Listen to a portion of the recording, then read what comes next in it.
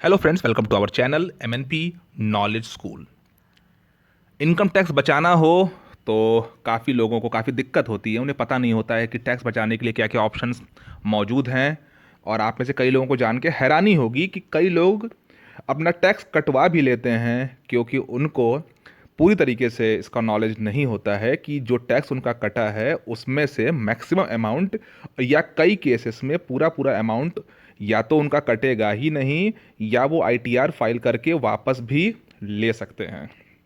सबसे जो बेसिक दिक्कत होती है किसी व्यक्ति को, हमको, आपको या किसी को भी, कि हमें नॉलेज नहीं है कि हम टैक्स कैसे बचा सकते हैं।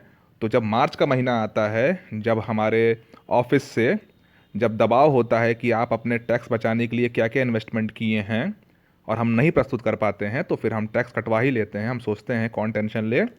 लेकिन इस वीडियो को देखने के बाद आपको टैक्स बचाने के लिए मैं सारे ऑप्शंस बताऊंगा, जिससे आप अभी भी मार्च में कुछ समय है और आगे भी आप टैक्स में छूट पा सकें।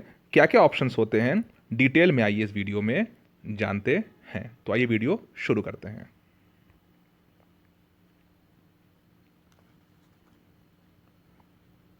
तो वीडियो को शुरू करने से पहले अगर अभी तक आपने हमारे चैनल को सब्सक्राइब नहीं किया, सब्सक्राइब जरूर कर लें और नोटिफिकेशन के बेल आइकन को प्रेस करना भी ना भूलें। प्रेस करेंगे तो जब भी कोई वीडियो आएगा उसकी जानकारी आप सभी को मिल भी जाएगी। तो देखिए, कोशिश हमारी ये है कि आपको तरीके हम बता दें, आसानी से आपको समझ में आ जाए। थोड़ी बोलचाल के भाषा में ही समझाएंगे, ज़्यादा टेक्निकल बातें नहीं करेंगे। क्लियर कट जानकारी देंगे, आसान चीज़ों से शुरू करेंगे और 10 आपको बेस्ट ऑप्शन बताएंगे जिससे आप सभी आराम से उसको यूटिलाइज कर सकें। तो सबसे पहला ऑप्शन है एलआईसी का, प्रीमियम का, ईपीएफ का, पीपीएफ का, पेंशन स्कीम का, ईएलएसएस का। देखिए, ये सबसे आसान तरीका है टैक्स बचाने का और एक बेहतरीन सेविंग ऑप्शन भी है। सेक्शन 80C के तहत आप इसमें टैक्स का छूट क्लेम कर सकते हैं। अगर आप एलआईसी पॉलिसी में या किसी भी जीवन बीमा कंपनी की पॉलिसी में प्रीमियम अगर आप देते हैं, पीपीएफ या ईपीएफ में आप पैसा देते हैं, बच्चों की ट्यूशन फीस जो आपका होगा, एनएससी होगा, आपका होम लोन चल रहा है, उसका जो प्रिंसिपल अमाउंट होगा उस पर आप 80C के तहत छूट हासिल कर सकते हैं टैक्स में। ईएलएसएस भी है म्यूचुअल फंड का, ये भी एक अच्छा ऑप्शन है टैक्स बचाने का, ये भी आपका 80C में ही आता है। 80C में जो छूट की लिमिट है वो 1.5 लाख रुपए है। इसके अलावा एक सेक्शन 80CCC है, उसमें अगर आपने एलआईसी या किसी बीमा कंपनी से अगर कोई एन्युटी प्लान खरीदा है तो उसमें भी आप टैक्स में छूट ले सकते हैं। और इसके अलावा एक सेक्शन 80CCD1 है, इसमें अगर आपने केंद्र सरकार की कोई पेंशन प्लान खरीदी है तो उसको पे भी आप उस पे भी आप टैक्स में क्लेम कर सकते हैं, टैक्स में छूट ले सकते हैं। लेकिन ध्यान रहिए, ये चीज़ ध्यान आपके रहे कि 80C, 80CCC और 80CCD1 मिला के टोटल आप 1.5 लाख रुपए का ही टैक्स में छूट ले सकते हैं। भले आप उससे ज़्यादा इन्वेस्ट कर रहे हो, लिमिट उसकी 1.5 लाख रुपए ही है। तो एक चीज़ क्लियर हुआ कि आप 1.5 लाख रुपए तक 80C में इन्वेस्टमेंट करके अपना टैक्स बचा सकते हैं। अगला जो है, देखिए, होम लोन की हम बात करते हैं। होम लोन पे कई लोगों को पता नहीं होता है। देखिए, होम लोन में दो कंपोनेंट होते हैं, एक होता है उसका प्रिंसिपल यानी मूल और दूसरा होता है उसका इंटरेस्ट यानी ब्याज। अब देखिए, जो आपका मूलधन है यानी जो प्रिंसिपल अमाउंट है वो आपका सेक्शन 80C के तहत ही आता है, ठीक है। और जैसा कि आपको बताया गया कि 80C की जो मैक्सिमम लिमिट है, जैसे आपने यहाँ देखा, वो 1.5 लाख रुपए है। तो 1.5 लाख में ये प्रिंसिपल अमाउंट भी होम लोन का आएगा, ठीक है। यानी कि कई बार क्या होता है कि आपकी एलआईसी पॉलिसी नहीं है, पीपीएफ में इन्वेस्टमेंट नहीं है या कम है, या आपका एनएससी आपने नहीं खरीदा है, तो आपका 1.5 लाख नहीं पहुंच रहा होता है। लेकिन आप ये भूल जाते हैं कि आपका होम लोन है, उस पर आप प्रिंसिपल में कुछ पैसा जमा कर रहे हैं और ब्याज में भी, तो प्रिंसिपल का पैसा 80C में इंक्लूड होता है और वो 1.5 लाख वाले लिमिट में आपका काउंट होता है। तो ये आप ध्यान रखें कि प्रिंसिपल अमाउंट में भी आप 80C में उसका फ़ायदा उठा सकते हैं। तीसरा है, इसी होम लोन पे अगर आपका इंटरेस्ट है। अब देखिए, होम लोन के प्रिंसिपल के अलावा जो है होम लोन के इंटरेस्ट पर आपको छूट मिलती है। ये सेक्शन अलग है, ये सेक्शन इनकम टैक्स का सेक्शन 24B है। इसमें क्या होता है कि जो आप ब्याज दे रहे हैं, जो इंटरेस्ट दे रहे हैं अपने होम लोन पे, उस पे आप टैक्स में छूट ले सकते हैं। इसकी जो मैक्सिमम लिमिट है वो 2 लाख रुपए है। ये एक काफ़ी हेल्दी आपका वे है टैक्स को बचाने का। 2 लाख रुपए सीधे सीधे आपके टैक्स आपका माफ़ हो जाता है उस अमाउंट पे। बस ये ध्यान रखें कि ये सेल्फ ऑक्युपाइड प्रॉपर्टी पे ही आपको मिलता है। तो होम लोन का जो इंटरेस्ट पोर्शन है वो इनकम टैक्स बचाने का एक बहुत ही बढ़िया ऑप्शन है। इसमें जो केंद्र सरकार की पेंशन स्कीम है उसके बारे में आइए जान लें, जो 80 जो आपका CCD 1B और 80 CCD 2 में आता है। अब यहाँ पे आप ध्यान से समझ लीजिए कि केंद्र सरकार की जो पेंशन स्कीम है उसका नाम है एनपीएस। एनपीएस में आप निवेश करते हैं तो सेक्शन 80 CCD 1B के तहत 50,000 रुपये की अतिरिक्त आपको छूट मिलती है। यानी ये 80C के अलावा, यानी कि 80C में आपने 1.5 लाख रुपए ले लिया, उसके अलावा 80 CCD 2 में आप जो है केंद्र सरकार के पेंशन स्कीम में आप जो भी पैसा आपका लगता है, जहाँ पे आप नौकरी करते हैं, आपका एम्प्लॉयर भी उतना ही योगदान देता है। एम्प्लॉयर के योगदान को आप 80 CCD 2 में क्लेम कर सकते हैं। शर्त इसमें क्या है कि जहाँ नौकरी करते हैं, या तो वो पीएससी हो या स्टेट गवर्नमेंट हो या कोई और इसमें डिडक्शन की जो लिमिट है वो बेसिक सैलरी का 10% है, और केंद्र सरकार अगर आपका एम्प्लॉयर है तो 14% है। कुल मिला के शॉर्ट में ये समझ लीजिए कि आप 1.5 लाख की जो इन्वेस्टमेंट करने के बाद 80C में एनपीएस में 50,000 रुपये का और रिडक्शन ले सकते हैं। यानी टोटल 80C और 80 CCD 1B मिला के आप 2 लाख का इन्वेस्टमेंट ले सकते हैं।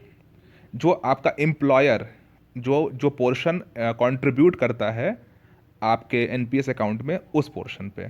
ठीक है। हेल्थ इंश्योरेंस का प्रीमियम, ये भी कई लोगों को नहीं पता है। अगर आपने कोई हेल्थ इंश्योरेंस लिया है या फिर रेगुलर हेल्थ चेकअप कराते हैं तो सेक्शन 80D है इसका, उसके तहत जो प्रीमियम आप देते हैं उसको आप टैक्स में क्लेम कर सकते हैं। शर्त यह है कि ये अगर आपने अपने लिए, जीवन साथी के लिए, बच्चों के लिए और माता पिता के लिए कोई हेल्थ इंश्योरेंस पॉलिसी ली है तो उसका लिमिट 25,000 रुपये है। अगर माता पिता की उम्र 60 साल से ऊपर है, ठीक है, तो उस केस में ये लिमिट जो है 50,000 रुपये हो जाएगी। इसके अलावा एक 5,000 रुपये का एक हेल्थ चेकअप का भी आपको डिडक्शन मिलता है।